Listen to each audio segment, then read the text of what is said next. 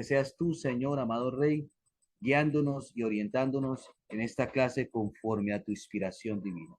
Bendito eres tú, eterno Dios nuestro, soberano del universo, que nos has santificado con sus mandamientos y nos has ordenado con respecto al estudio de la sagrada palabra. Por los méritos de nuestro justo Machía, te damos gracias, Señor. Amén y amén. Por favor, Luis Carlos, recuerde silenciar los micrófonos, pero antes de eso, por favor, me confirman si me escuchan bien.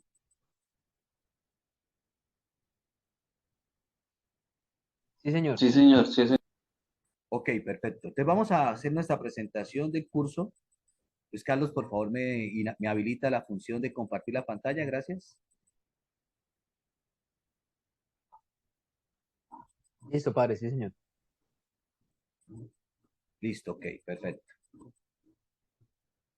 Entonces vamos a compartir nuestra pantalla el día de hoy recordándoles nuestro tema, que es la introducción a la Biblia. Introducción a la Biblia. Introducción a la Biblia, donde estaremos estudiando hoy el tema de todo lo que tiene que ver con el texto bíblico. En nuestras clases anteriores estuvimos viendo el tema de por qué debería el creyente estudiar el texto bíblico. Mencionamos las 8 causas de por qué el creyente debe estudiar el texto bíblico: la causa del autor, debido al mandamiento frecuente de estudiarla y repetirla, debido al plan de redención, a causa del ejemplo de los personajes, entender el propósito de las pruebas y tentaciones, desarrollar y alcanzar sabiduría, eh, por el deleite de vivirla y en última instancia porque el texto bíblico es la prueba de nuestra fe. El texto bíblico es la prueba de nuestra fe. Es importante que todos podamos entender esto. Los objetivos a alcanzar de este curso. El primero es explicar por qué es necesario estudiar la Biblia. El segundo es describir cómo el estudio de la Biblia satisface nuestras necesidades. El cuarto es describir las actitudes que afectan los resultados del estudio de la Biblia. Y el término final es acercarse al texto bíblico de una forma más adecuada. Es importante entender esto, o sea, que nosotros podamos, cuando abrimos el texto, podamos entenderlo desde su origen, desde el pensamiento en el cual fue creado y escrito. Esos son los 4 objetivos a alcanzar en este curso. Las sugerencias para leer y estudiar el texto. Oremos antes de comenzar y pidamos que el Señor nos favorezca con sabiduría, inteligencia y conocimiento a cada uno de nuestro corazón. Leer las actividades cuidadosamente y leer el texto bíblico por lo menos 2 veces al día. Recuerde que tenemos una tarea y la tarea es leer el libro de Génesis. Iniciamos con el libro de Génesis, 1, 2, 3, 4, 5 capítulos, 10 capítulos que usted considere necesario y empezar a leer desde el principio. Génesis, Éxodo, Levítico, número 1 y así sucesivamente hasta el libro de Apocalipsis, leerlo por lo menos 2 veces al día. Tercero, haga su curso muy seguido, por eso lo estamos haciendo de lunes a viernes de 7 a 8:30, más tardar, estamos terminando estas clases. ¿Por qué? Porque si lo echa a un lado, usted perderá el flujo y continuidad de su plan del curso. El cuarto es, al completar cada clase, es beneficioso meditar y reflexionar mentalmente lo que usted acaba de aprender. Es importante entender esto, que cada vez que nosotros terminemos una clase, meditemos y reflexionemos mentalmente en lo que usted acaba de aprender. Las opiniones deben estar basadas en argumentos históricos, argumentos objetivos, con evidencia textual de lo estudiado en clase.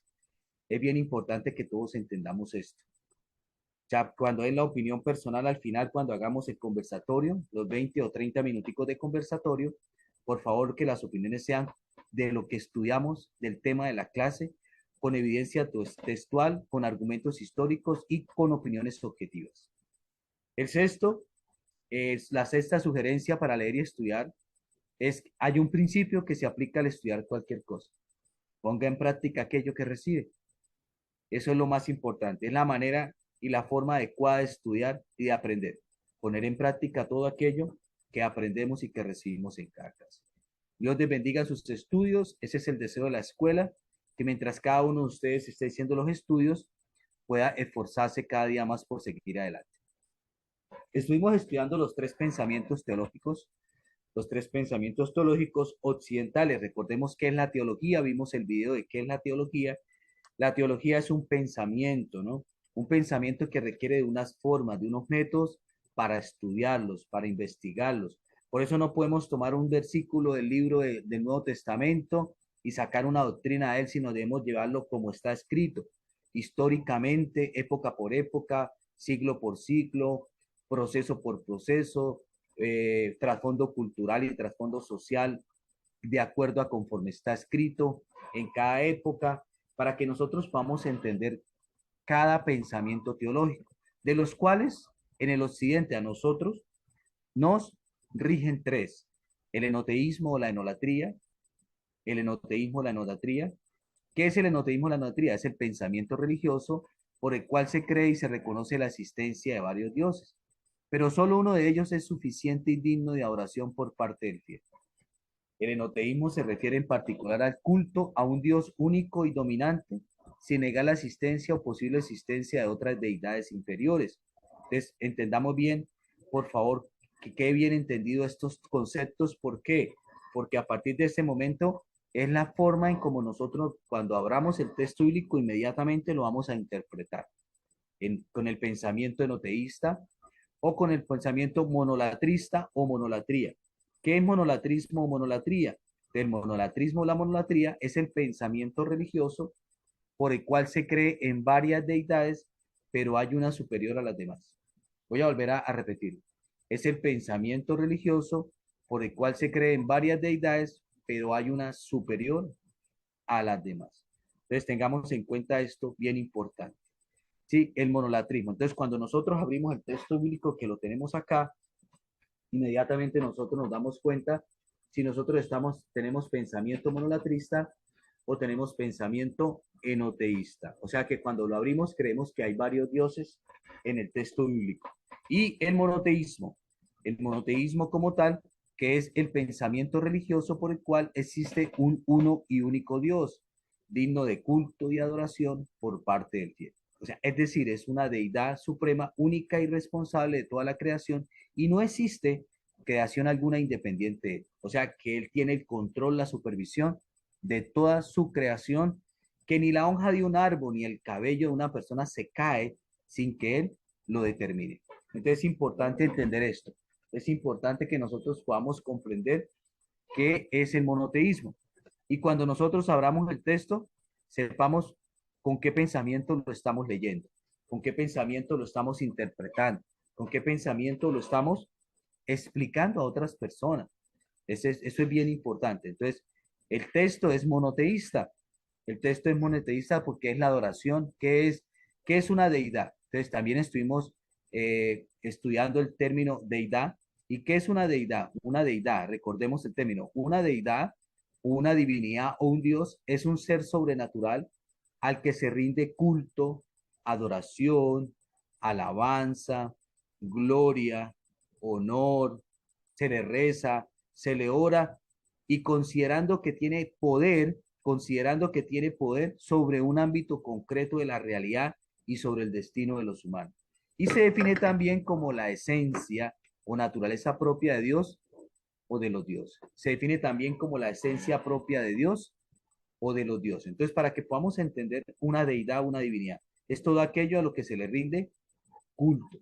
Y el texto bíblico como tal es monoteísta, o sea, rinde culto, adoración, gloria, honor, alabanza, se le ora, se le pide, se le reza, se le ayuna a solamente a ese ser sobrenatural que nosotros lo conocimos con el término de Dios, con la definición o con el nombre de Dios. Dios. Vamos a estudiar más adelante todas esas definiciones para poder comprender de qué trata el texto. Entonces, hoy vamos a estudiar, hoy tenemos la clase de qué es la Biblia. Entonces, el texto bíblico, ¿qué es la Biblia? La Biblia se define como la palabra Biblia proviene de la raíz griega biblios, que significa biblioteca o colección de libros.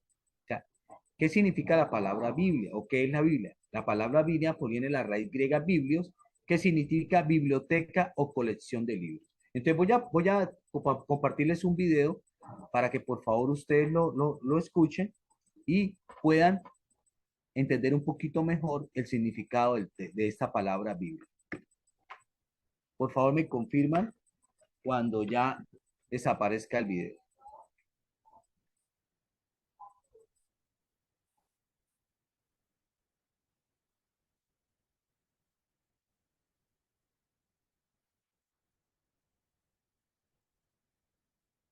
La Biblia es uno de los libros más influyentes en la historia de la humanidad.